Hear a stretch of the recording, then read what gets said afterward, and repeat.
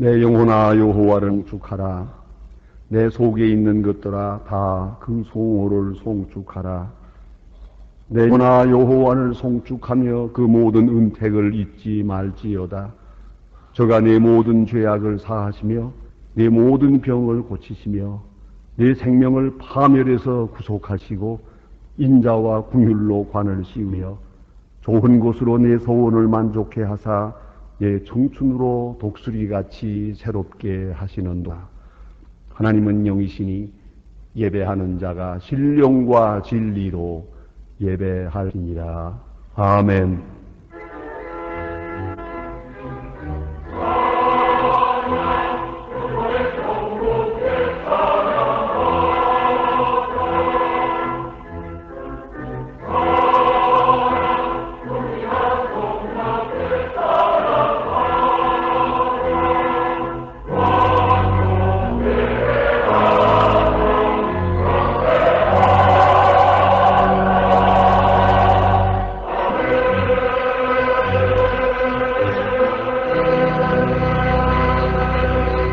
영원히 찬양받으실 주 여호와 우리 아버지 하나님, 그 놀라우신 능력과 크시는 종을 인하여 주께 영광 돌립니다.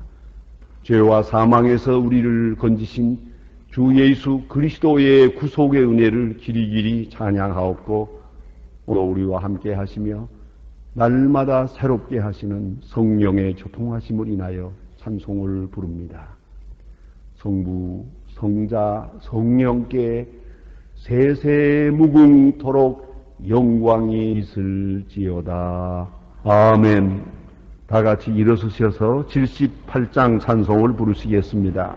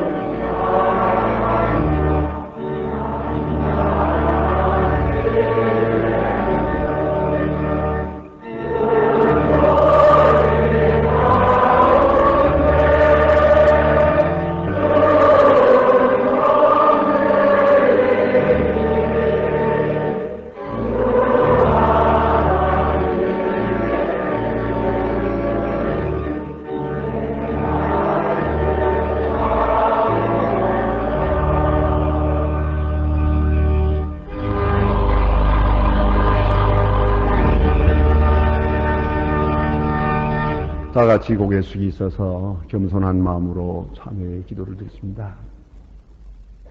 하나님 아버지, 저희들이 다시 주님 앞에 나왔습니다. 저희들이 다시 밝은 햇살을 보며 주님 앞에 나오도록 권고하시고 비를 멈추어 주시고 바다를 고요하게 하시고 순풍케 하시는 하나님, 그리고 우리의 영혼을 인도하시고 우리로 하여금 주 앞에서 찬송하게 하신 그 크신 은혜를 진심으로 감사합니다. 하나님 아버지, 이 많은 은혜 가운데 살면서 감사하지 못하고 사는 저희를 용서하옵소서. 참으로 아름다운 세계를 우리에게 주었지만은 어느 사이에 해로 오염되고 이 모든 질서를 파괴하고 깨끗한 것을 더럽게 하여 평화로운 것을 어지럽게 했습니다.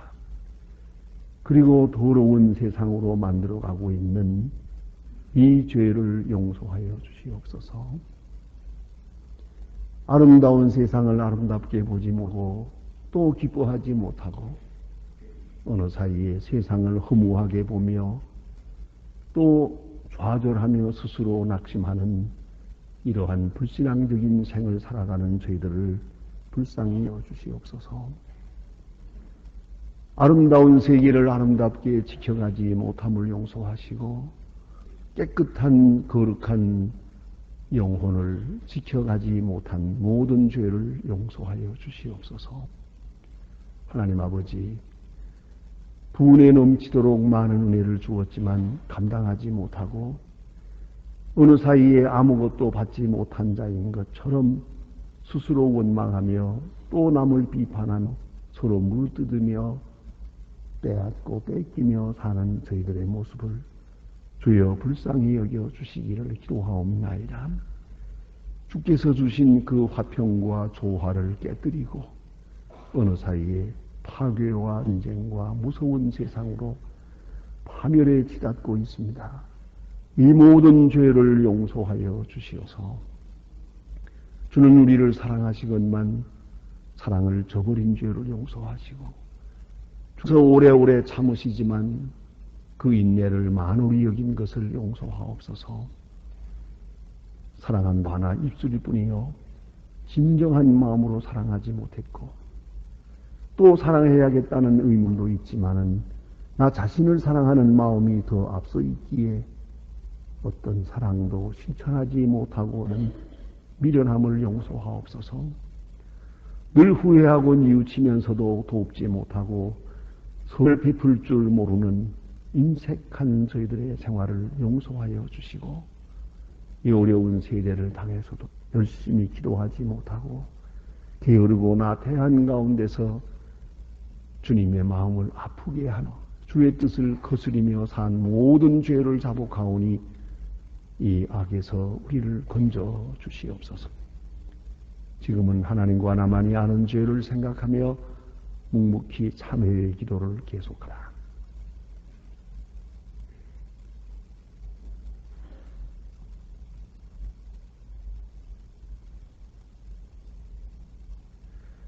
우리가 알거니와 우리 옛사람이 예수와 함께 십자가에 못 박힌 것은 죄의 몸이 멸하여 다시는 우리가 죄에게 종로로 아니하려 함이니 이는 죽은 자가 죄에서 벗어나 의롭다 하심을 얻었음이니라. 그러므로 주 예수 그리스도 안에 있는 자에게 결코 죄함이 없느니라. 아멘. 이제는 우리의 신앙을 한 목소리로 고백하오니 전능하사 천지를 만드신 하나님 아버지를 내 감사하오며 그 외아들 우리 주 예수 그리스도를 믿사오니 이는 성령으로 잉태하사 동정녀 마리아에게 나시고 본디오 빌라도에게 고난을 받으사 십자가에 못 박혀 죽으시고 장사한 지 사흘 만에 죽은 자 가운데서 다시 살아나시며 하늘에 오르사 전능하신 하나님 우편에 앉아 계시다가 저리로서 산 자와 죽은 자를 심판하러 오시리라. 성령을 믿사오며 거룩한 공회와 성도가 서로 접하는 것과 죄를 사하여 주시는 것과 몸이 다시 사는 것과 영원히 사는 것을 믿사옵나이다. 아멘.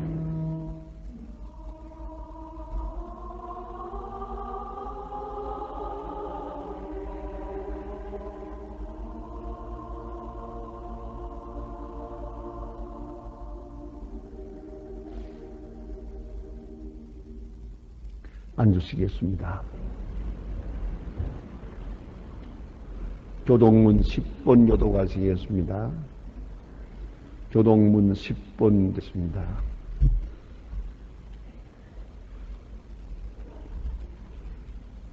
여호와는 나의 빛이 나의 구원이시니 내가 누구를 두려워하리요? 나의 대적 나의 원전 행악자가 내 살을 먹으려고 내게로 왔다가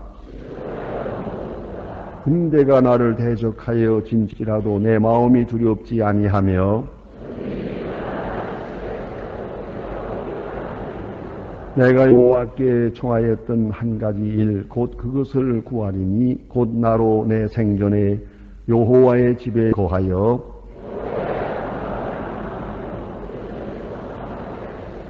여호와께서 환난 날에 그 촉속의 비밀이 지키시고 그 장막 은밀한 곳에 나를 숨기시며 이내 머리가 나를 두린 내 원수 위에 들리리니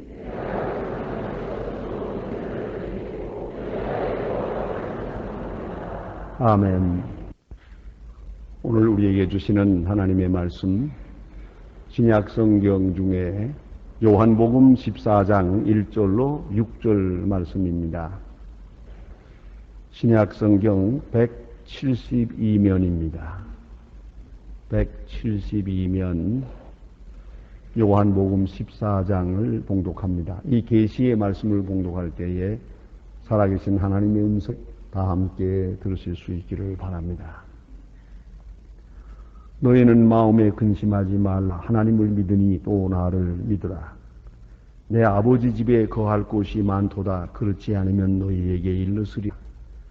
내가 너희를 위하여 처소를 예비하러 가노니 가서 너희를 위하여 처소를 예비하면 내가 다시 와서 너희를 내게로 영접하여 나 있는 곳에 너희도 있게 하리라. 내가 가는 곳에 그 길을 너희가 알아. 도마가 가라되 주여 어디로 가시든지 우리가 알지 못하거늘 그 길을 어찌 알겠사옵나이까. 예수께서 가라사대 내가 곧 길이요 진리요 생명이 나로 말미암지 않고는 아버지께로 올 자가 없느니라. 아멘.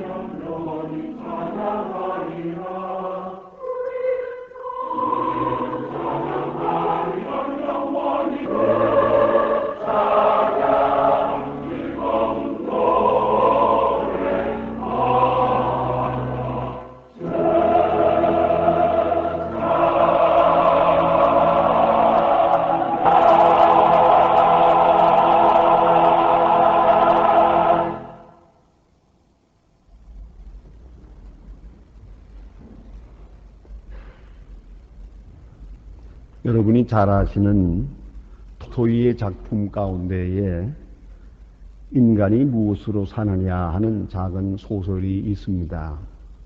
이 소설 중에는 세 가지 질문이 있고 또 세 가지 대답이 있습니다. 그 내용은 재미있는 이야기로 엮어집니다마는 우리에게 깊은 것을 생각하게 하는 중요한 주제를 담고 있습니다. 미하엘이라고 하는 천사가 하나님의 명령을 거역한 죄로 그는 지상으로 내어 쫓깁니다.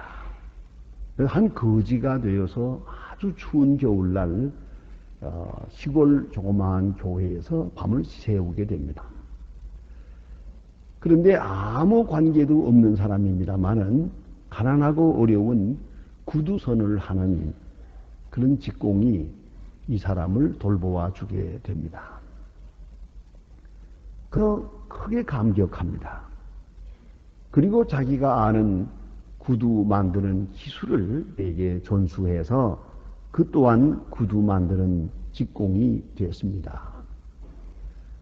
어느 날 아주 잘생긴 신사 한 분이 와서 구두를 맡깁니다. 맡기면서 하는 말이 내가 1년 동안 먼 나라에 갈 일이 있는데 1년 동안 신을 수 있을 만큼 튼튼하고 좋은 구두를, 최상의 구두를 만들어 달라고 돈을 내고 주문을 하고 갔습니다.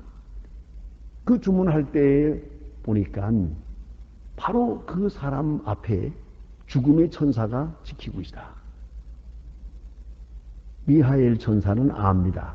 저 사람은 곧 죽을 사람입니다. 그런데 곧 죽을 걸 모르고 1년 동안 신을 만들어 달라고 부탁하는 걸 보고 그는 깨닫습니다.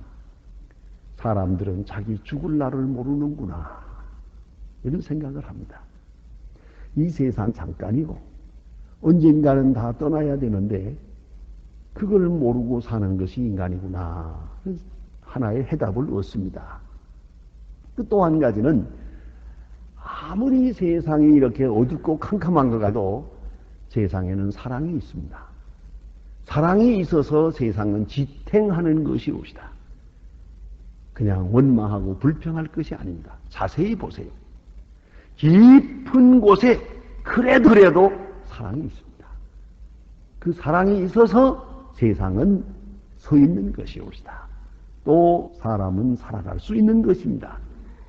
그 사랑이 존재한다 하는 걸 깨닫게 됩니다. 또 하나는 사람들이 자기 능력, 자기 지혜, 자기 계획 그것으로 사는 줄로 알았는데 안 그래요. 근본적으로는 하나님의 은총으로 산다 하는 것을 깨닫게 됩니다. 왜냐하면요, 사람이 뭐 계획 세워봐야 되는 일 없고요. 인간으로 볼 때는 이렇게 되면 꼭 망한다 싶은데 안 망해요. 이래 되면 끝난다 싶은데 끝나지 않아요. 그것을 생각하면서 하나님의 은총과 긍휼이 있어서 사는구나. 그 죄악을 보면 당장 벼락이라도 맞아서 다 함몰되고 말 것 같아요. 그럼에도 불구하고 세상은 아직도 이렇게 생명을 이어갑니다. 하나님의 긍휼, 하나님의 은총이 있음을 그는 깨닫게 됩니다. 오늘 성경말에 보면 근심이라는 말이 있습니다. 이 세상에 걱정거리가 많습니다. 이 근심이란 정신적 아픔입니다. 배고프다는 말하고 근심한다는 말은 다른 겁니다. 그걸 깊이 생각해야 합니다. 어디가 쑤시고 아프다는 거하고 근심한 거하고는 달라요. 근심은 미래로 향한 아픔입니다. 그러니까 우리가 당한 고난이라는 것은 알고 보면 전부가 미래로 향하는 것입니다. 여러분, 앞에 좋은 일이 있다고만 한다면 오늘 당한 이 고통쯤은 넉넉히 참을 수 있습니다. 내가 아무리 괴로워도 이렇듯 이 정도의 괴로움은 충분히 견딜 수 있습니다. 문제는 미래가 없다는데 우리의 고민이 있는 것이옵니다. 흔히 말하기를 현대를 불확실한 세대라고 합니다. 철학자이 그렇게 말하고 있습니다만은, 그러나 한 가지 좀 더 깊이 솔직히 말해봅시다. 언제 확실한 때가 있었습니까? 새삼스럽게 오늘 와서 불확실하니 그런 얘기 할 거도요. 항상 불확실한 가운데 살았으니까. 언제 인간이 미래를 알았습니까? 언제 미래를 똑바로 알고 살아왔습니까? 그 누구도 요새같이 발달한 지식을 가지고도 미래를 아무도 지지 못합니다. 역시 불확실한 시대죠. 문제는 내 지식을 믿을 수가 없는 거예요. 그렇게 많이 안다고 하지만 세월이 가면서 보니까 아는 게 아무것도 없어요. 나만이 아니라 다른 사람도 모르더만요. 뭘 알아요, 알기를? 아무것도 모르고 살고 있는 겁니다. 철없는 어린아이가 마치 강둑에서 노는 것 같아요. 위험천만입니다. 그런 가운데 살아와요. 우리의 지식 믿을 수가 없어요. 그래서 걱정거리가 있는 거예요. 내가 아는 지식대로 될 수만 있다면 내가 왜 걱정을 합니까? 그러나 내 지식이 믿을 만한 것이 못 된다는 것을 내가 알고 있거든요. 그래서 압니다. 또한 내 능력을 믿을 수가 없어요. 무엇 하나 제대로 할 수가 없습니다. 때로는 알지도 못하지만 알아도 속수무책이에요. 어떻게 하겠어요? 많이 알면서도 대책이 없어요. 그래서 능력 부족으로 인해서 우리는 근심하게 됩니다. 또 하나는 내 자신에 대한 의지입니다. 생각을 좁혀서 나 자신을 한번 돌아볼 때 내가 나를 믿을 수가 없어요. 자, 하겠다고 결심한다고 할 수 있습니까? 내가 결심하고 맹세한다고 어제 힘든 일이 있냐고요. 요거 한 가지도 실천하지 못하면서. 누가 그런 얘기를 합니다.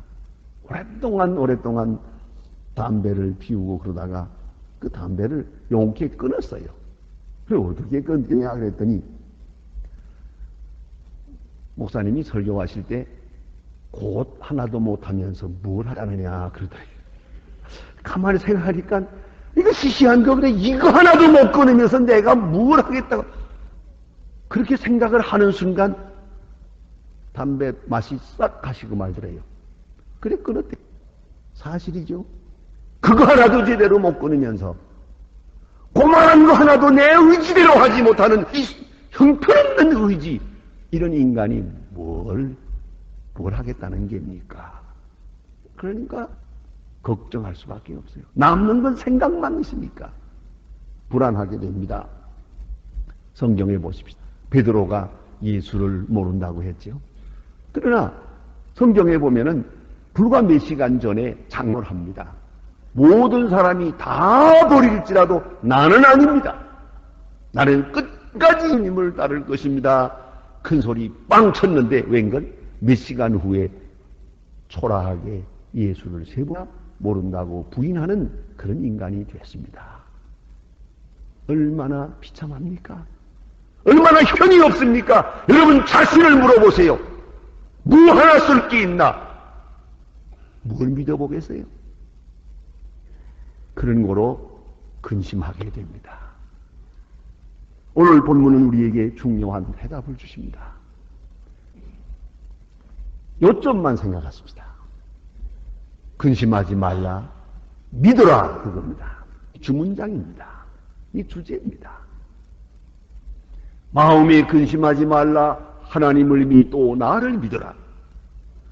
근심하지 말라, 믿어라. 다시 말하면 근심하게 되는 이유는 믿음이 없기 때문이요. 그런 거로 해결책도 믿음밖에 없어요. 지식 문제도 기술 문제도 그 어느 문제도 아닙니다. 걱정의 근원은 믿음의 문제예요. 소유가 아닙니다. 믿음의 문제입니다. 그런데 이 믿음은 소중한 하나님의 선물입니다. 저는 그런 생각합니다. 이 세상에서 제일 불쌍한 사람은 아무도 믿을 사람 없다는 사람, 그 사람이 제일 불쌍합니다. 어떤 할아버지가 손자고 공동 목욕탕에 갔답니다. 그 뜨거운 물 속에 할아버지가 들어가 있으면서 시원하다. 얘 이리 들어오너라 그랬단 말이에요. 이 꼬마가 들어가 보니까 얼마나 뜨거워요. 뛰어나오면서 하는 말이 세상에 어디 믿을 놈 있나 그랬대. 아니 시원하다고 했는데 왜 이게 뜨거우냐 이거죠. 저는 우리 말에 문제가 있는 겁니다만 어쨌든 한평생 아무도 못 믿겠다는 사람 알고 보면 참으로 불쌍한 사람입니다. 믿지 못하면 어떻게 사노? 믿고야 사는 것인데 믿음 없는 것처럼 불행한 일이 없어요.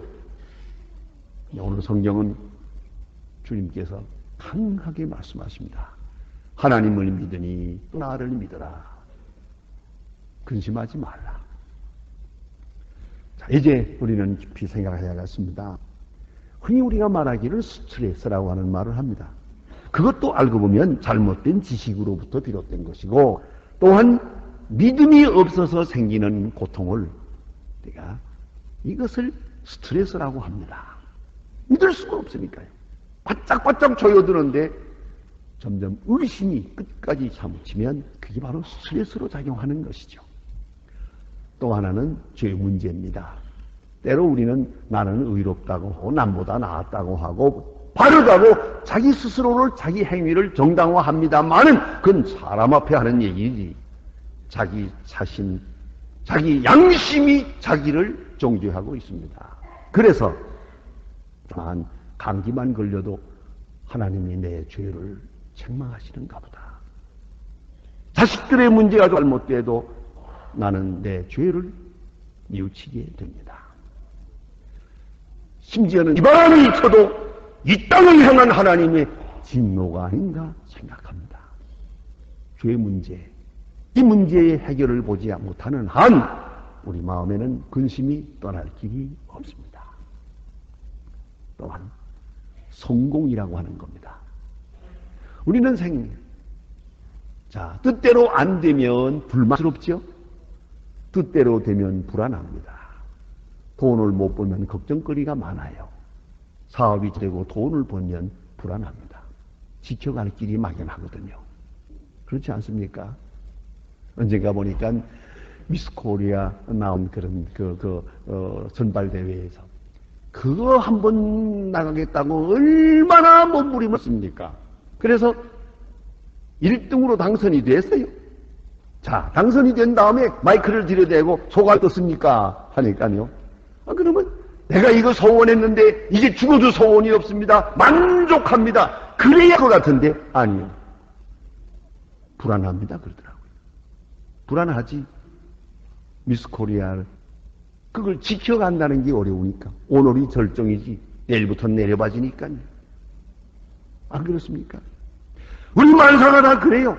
우리는 성공을 원하지만 성공은 사람을 엄청나게 불안하게 만듭니다. 그러면 걱정은 끝일 날이 없는 거죠. 그래서 말씀하십니다. 하나님을 믿어라. 중요한 선언입니다. 하나님을 하나님으로 믿을 때 나는 피조물이 됩니다. 하나님 아버지로 고백할 때 나는 자녀가 됩니다. 하나님을 믿어라. 피조물의 위치를 분명히 하고 하나님의 자녀된 정체를 분명히 할 것입니다. 거기에 문제의 해결이 있습니다. 하나님은 창조주입니다. 우리는 피조물입니다. 그런 능력이 계십니다. 그에게 지혜가 있습니다. 그에게 궁혈과 사랑이 있습니다. 확실히 그렇습니다. 하나님을 믿어라. 옳은 말씀이에요. 하나님만 믿어지면 아무 걱정이 없습니다. 하나님이 안 믿어지니까 문제고 그를 믿을 수 없어서 문제인 거죠. 그렇다면 이제 주님께서 중요한 다음 주제를 말씀하십니다. 하나님을 믿으니 또 나를 믿어라. 나를 믿으라고 말합니다. 이것이 기독교입니다. 그리스도를 통하여 하나님을 믿고 그리스도 안에서 하나님을 믿고 그리스도를 따라서 우리가 주님 앞에 나아갑니다. 우리는 주님께서 보여주신 하나님을 믿습니다. 주님께서 가르쳐 주신 하나님 아버지를 믿습니다. 주님께서 계시해 주신 그 하나님을 믿는 것이에요. 그것이 바로 기독교인의 참 모습입니다. 오늘 예수님 말씀하신 그 장면을 생각해 보세요. 십자가 지시기 몇 시간 전에 지금 제자들과 함께 모였습니다.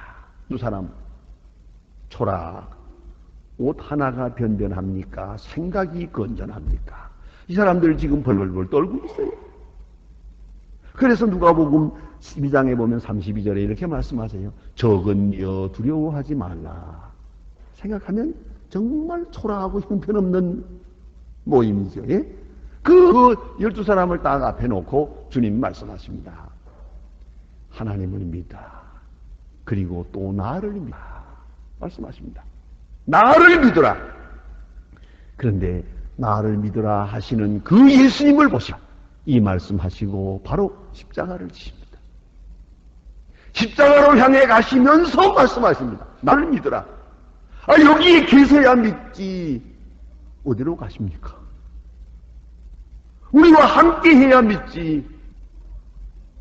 그는 십자가를 지며 우리에게 말씀하십니다. 나를 믿으라. 또 나를 믿으라고 말합니다. 여기에 엄청나고 신비로운 말씀이 있습니다. 또 나를 믿으라 하신 이 말씀의 뜻을 똑바로 알면 우리의 모든 문제는 다 해결이 되는 것이옵시다. 지금 십자가를 지시면서 오늘 우리에게 밝히 말씀하십니다. 하나님을 믿고 또 나를 믿으라. 십자가의 길, 이것은 바로 하나님 자기 자신의 자기 계시를 말하는 것이옵시다. 뿐만 아니라 그 속에 하나님의 능력이 계시되어 있습니다. 하나님의 능력은 폭구적인 게 아닙니다. 파괴적 능력이 아닙니다. 원자탄과 같이 때려 부시는 그따위 능력이 아닙니다. 대지진이 나는 것 같은 그런 곳에 능력이 있는 게 아닙니다. 하나님의 능력은 마치 겨자씨가 싹을 내는 것처럼 조용하게 생명역사가 이루어지는 겁니다. 한 사람이 통회하고 구원받는 데 있습니다. 여러분과 제가 하나님의 자녀가 되는 데 있습니다. 죄인이 돌아와 하나님의 자녀 되는 것, 그것이 기적입니다. 그것이 하나님의 능력입니다. 하나님의 능력은 바로 이렇게 나타나는 것이에요.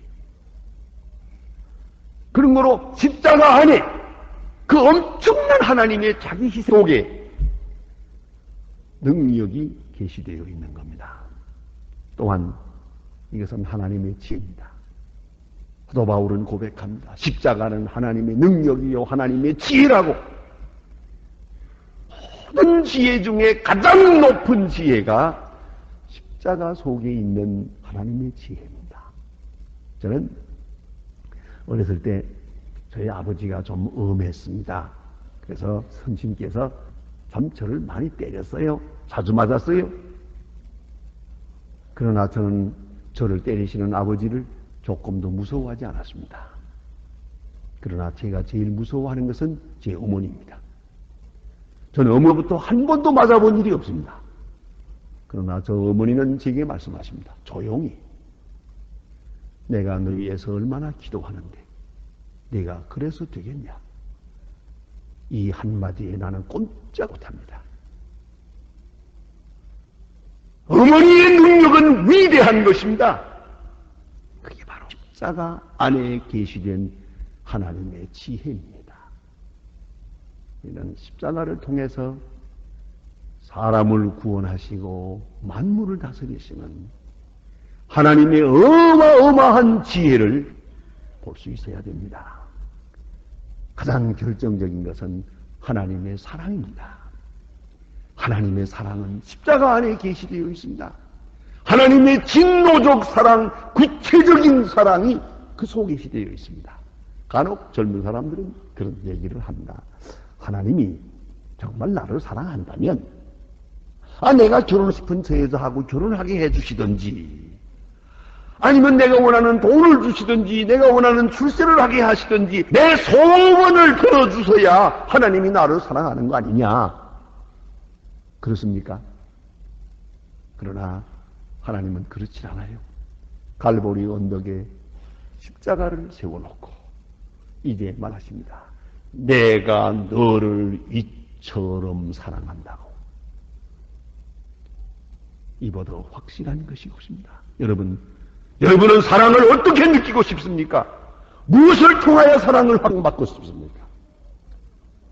내 이 작은, 이 세속적인 이 욕망, 소원이 이루어져야 된다는 얘기입니까? 그거 아닙니다. 어떻습니까? 어린아이들이 이것 달라 저거 달라 할 때 달라는 대로 다 주겠습니까? 달라는 대로 다 주면 그 아이가 뭐 될 것 같습니까? 오히려 달라는 줄 수가 없고요. 잘못됐다고 때로는 징계도 하고요. 그것이 사랑이라네요. 아버지가 때리는 내 속에 거기에 아버지의 깊은 사랑이 있음을 아는 바로 그 순간부터 그 아버지의 아들이 될 수 있는 거 아닙니까? 십자가로 우리에게 보여주신 그 엄청난 자기 희생, 그 속에 하나님의 사랑은 이것이다. 내가 너를 이처럼 사랑한다고. 대신 죽었노라고. 자, 이제 보세요. 이 사랑을 알고 깨닫고 믿고 그 속에 충만한 사람, 한 사람, 대표한 사람을 소개해 봅니다. 성요한 크리소스톰은 4세기에 있던 교부입니다. 로마의 시자는 절대로 주가 아니고 예수 그리스도만이 주가 되신다고 강력히 주장한 나머지 그는 왕 앞에서 처형을 당하고 순교하게 됩니다. 로마 황제 아르카디우스가 그에게 이렇게 질문을 합니다. 너를 집에서 추방해버리겠다 하고 말합니다.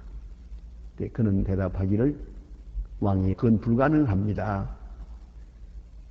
이 온 천지가 다 하나님 아버지, 내 아버지의 것인데 내가 어디 사나 집이지 내 집에서 추방한다는 것은 있을 수가 없습니다.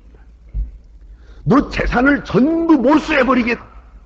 그러니까 그는 다시 대답합니다. 왕이여, 그것도 불가능합니다. 왜냐하면 제 재산은 다 쌓아두었거든요. 그러니까 빼앗을 수가 없습니다. 너를 감옥에 넣어서 아무도 만나게 고독하게 살다가 죽어가게 하겠다. 그리고 위협을 합니다. 그는 빙그레 웃으면서 대답합니다. 그것도 불가능합니다. 영원히 나와 함께 계시는 신구 되신 그리스도가 나와 함께 있기 때문에 나는 때로 고독하지는 않습니다. 여러분, 얼마나 여유 있고 얼마나 위트가 있습니까? 하늘나라에 소망을 두고 사는 사람, 이 땅에 사는 동안에도 이렇게 여유가 있는 것이에요. 이렇게 자유할 수 있는 것이에요. 도마스 에지손은 1930년 85세를 이로 세상을 떠납니다. 세상 떠나기 전까지 그는 천여 점의 많은 귀한 것들을 발명한 발명왕이 아닙니까? 노년에 기자들이 그에게 물었습니다. 노인들은 어떻게 이렇게 왕성한 정력으로 발명하는 작업을 계속할 수 있습니까? 그런 대답이다. 오직 믿음입니다. 영원에 대한 믿음이 저로 하여금 현재의 삶을 더 충실하게 해 주었습니다.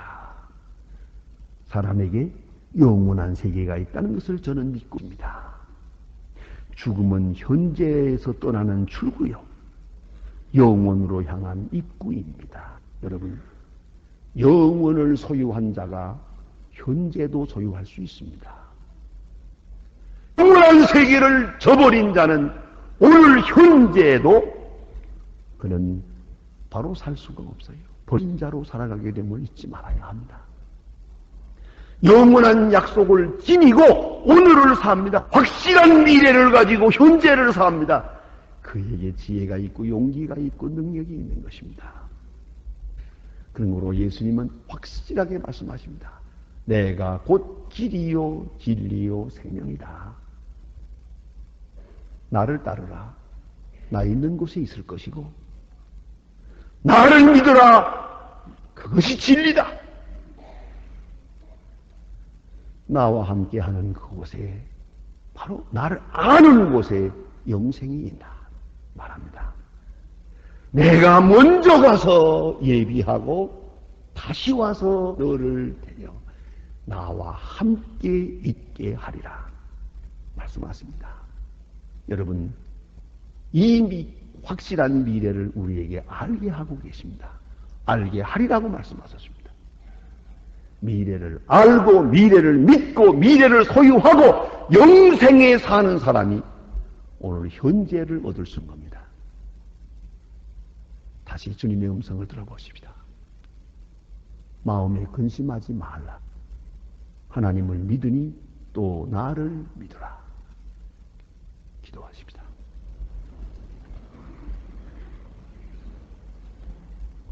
하나님 아버지, 저희로 하여금 이렇게 아름다운 세상에 살게 하셨지만 우리는 저 미래가 보이지 않는다고 근심하며 걱정하며 조그마한 일에도 낙심하며 절망하고 있습니다. 주여 불쌍히 여겨 주시어서 이제 우리에게 확실한 믿음을 주시사 이 모든 근심 걱정으로부터 벗어나고 이제 영원한 세계를 지향하면서 약속된 미래를 바라보며 오늘도 용기 있고 여유 있고 또 자유한 가운데서 주의 자녀의 영광을 누리게 하여 주시옵소서. 예수님의 이름으로 기도합니다. 아멘. 지금은 우리를 구원하신 주 예수 그리스도의 은혜와 역사의 주인이신 아버지 하나님의 사랑과 우리 믿음을 날마다 새롭게 하시는 성령의 교통하심이 모인 중에와 온 교회 위에 이제와 영원히 함께 계실지어다. 아멘.